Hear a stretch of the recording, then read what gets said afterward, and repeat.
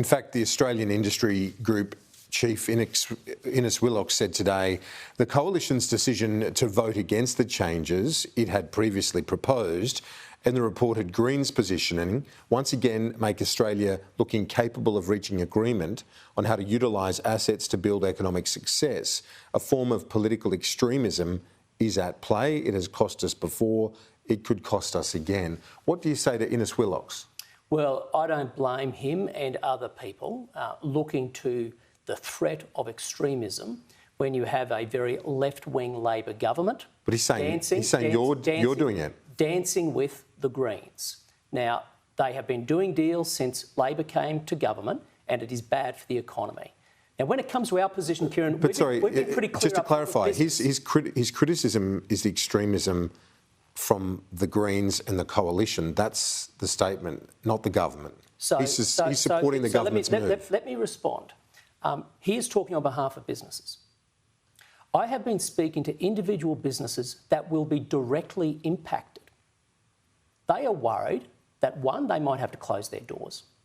Two, they simply can't get their emissions down. So they will have to pay the tax, which is what it is, and they are going to pass that on to consumers. Now, if any business out there is saying they want to pay more tax, or they can guarantee they're not going to pass it on to consumers, at a time when consumers are struggling right now, we're in the midst of a housing crisis.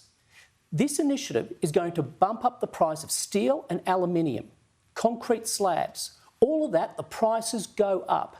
Anyone who drives a car, the price will go up because of the impact on oil. I mean, this is an inflationary measure at a time when Australia can't afford it. And the Labor Party is wondering why we don't support it. But it's the measure that was put in place, the framework, under the former coalition government. No, it wasn't. So the safeguard mechanism? No, it wasn't. So this, again, another Labor... But which government introduced the safeguard mechanism? It's another Labor trick here, Kieran, and let me tell you what they're doing. They are taking an existing coalition framework called the safeguard mechanism, but they're turning it upside down. They're basically hiding in that a new carbon tax. They are moving that from being a voluntary scheme to a mandatory scheme. They are moving that from something that incentivises business to penalises business, and they are moving it to being a taxation regime.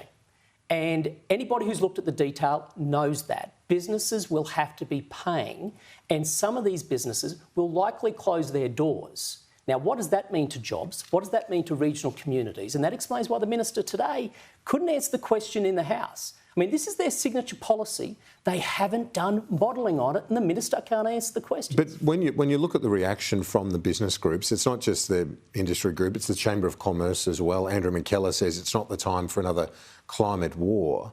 They've got the business groups on side. What are they seeing, or what are you seeing that they're not in the government's approach? Nobody has seen the modelling on this.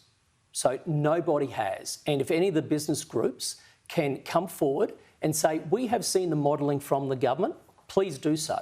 So let me be very clear. The Albanese government is introducing the biggest carbon tax this country has ever seen, which is going to drive up prices, push down the opportunity for jobs, risk business closures, and it has not done the modelling. But when you say push down the opportunity for jobs, do you look at the counter of that, though, where the industries are creating jobs? As the Minister argues, the renewable energy superpower that he believes Australia can become. Are there no jobs in that industry? Kieran, there is, but it's got nothing to do with this. If anything, the Minister is speaking against his own policy when it comes to renewables, because this also impacts gas, right?